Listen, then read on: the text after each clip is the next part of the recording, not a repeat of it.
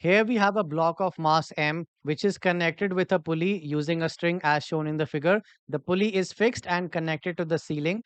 Pulley has a moment of inertia I.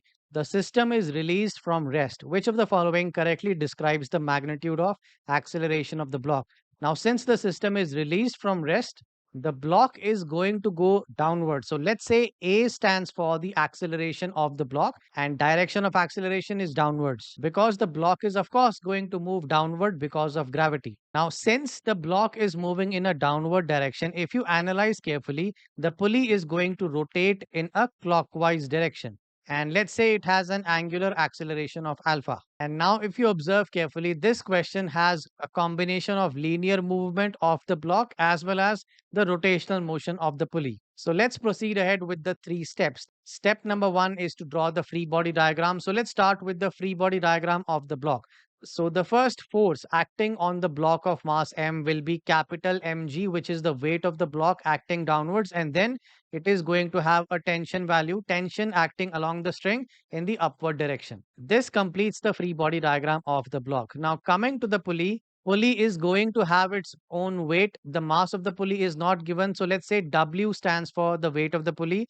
Now the pulley is connected with the support system, which is this support is going to hold the pulley in its position by giving a support force in the upward direction. And let us represent that force by N. So N is the upward force provided by the support so that the pulley is in its own position. Apart from this, the pulley is also connected with a string, which means the string is also going to have tension. Remember, the direction of tension is always along the string but going away from the object. In this case, we are considering the pulley as the object. So let's draw the direction of tension. It will go away from the pulley, which means tension direction will be downwards. That was step number one, to draw the free body diagram. Step number two, let's apply F net is equal to ma for the linear movement. Here the block capital M is doing the linear movement. So let's write down the formula first. F net is equal to m into a. This is the Newton's second law for linear motion. Now, for the block of capital M, we have weight mg acting downwards and T tension acting upwards. So the net force will be capital Mg minus T. So let's write down, in place of net force, we will write capital Mg minus T will be equal to mass is capital M and A is the linear acceleration of the block. Now coming to the pulley, since it is only having the rotational motion, which means we are going to apply the formula net torque is equal to I into alpha, where moment of inertia is represented by I in the question. Now let's focus on the pulley. To find the net torque, we need to find the torque due to every force which is acting on the pulley. We can see that there are three forces acting on the pulley. W, which is the weight of the pulley, N is the force which is provided by the support from the top, and then the third force is the tension. But if you notice carefully, the torque due to W and the torque due to this N will be equal to zero. Because if you recall the principle, if a force passes through the hinge point or the pivot point, then the torque of that force about the pivot point is always zero. If you notice, W, the weight, is passing through the center of the pulley. N, which is the force from the support, is also passing through the center of the pulley. Since both these forces are passing through the pivot point, the hinge point, the torque due to the weight W will be equal to zero. The torque due to the contact force will be equal to zero. And then the torque due to tension. This, of course, is not zero. So we are going to apply the basic formula torque RF sine theta. Force under consideration is the tension T. So F will be equal to T. What will be R in this case? So consider this point over here where my cursor currently is. R would be the distance from this point to the center of the pulley. And this is nothing but the radius of the pulley. So R will be the radius of the pulley. So let's write down the formula. Torque due to tension will be R. Force is T. And sine of the angle. The angle which we require is the angle between T and the R value. The angle between the radius and the tangent is always 90 degrees.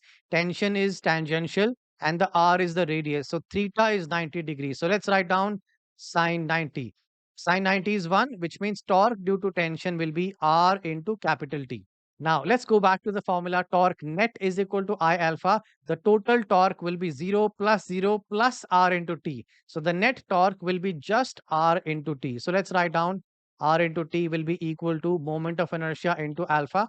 Now, let's go back to the question, what are we exactly supposed to find? We need to find the magnitude of acceleration of the block, which means we need the linear acceleration. In the torque formula, we have angular acceleration. So we are going to connect angular acceleration with linear acceleration with the formula, which is A is equal to R into alpha. So if you make alpha as the subject, we are going to get A upon R, where R is the radius of this pulley.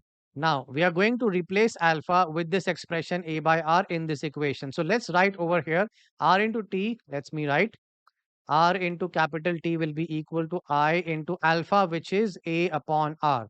Now, in order to simplify this, from this equation, let us make T as the subject. And why we are doing that? If we make t as the subject, we can put that expression in this formula. So let's try to make t as the subject. We will get IA upon r square as the expression for t. And now let us put the value of t in this equation. It is mg minus t. So let's write mg minus tension, which is I into a upon r square. This will be equal to capital M into A.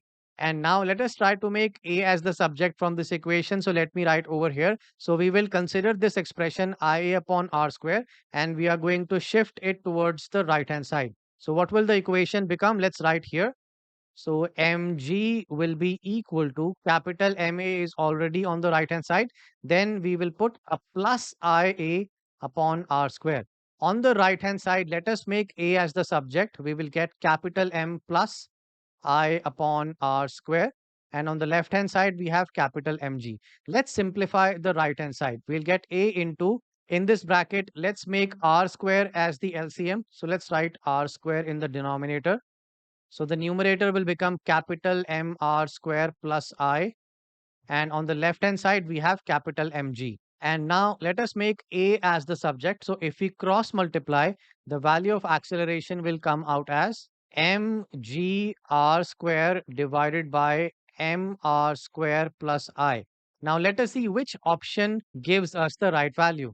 If you analyze all these options, none of these options matches with the value which we have found, which means we would need to mathematically convert this expression. Let's go option by option. In option A, we have capital Mg as the numerator. And in our expression, we have capital Mg r square as the numerator. So we need to eliminate this r square. So how will we do it? We will divide the numerator as well as the denominator by r square. So let's do that. If I divide the numerator by r square, also the denominator needs to be divided by r square. So in the numerator, r square will get cancelled out. So let me cancel out the 2r square, and let's write down the expression as capital Mg divided by. Now if you focus on the denominator, let's break the denominator. So it will be mr square divided by r square plus I upon r square. So let me write separately. It will be capital M r square divided by r square plus I upon r square. So again, r square and r square will get cancelled out from here. So the overall expression will be capital Mg divided by M plus I upon R square, which is only in option A. Hence, option A is the right answer for this question. Now, let me quickly recall how we have approached this question. First step is to figure out which category does this question fall under. Since the block was moving in a straight line and the pulley is rotating, so this category has a combination of linear movement as well as rotational motion. That is why we applied F net is equal to ma for the block, and then we applied torque net is equal to I alpha for the pulley, and then we connected the linear acceleration with angular acceleration using that formula A is equal to R alpha to get the final value of acceleration, linear acceleration of the block to be specific.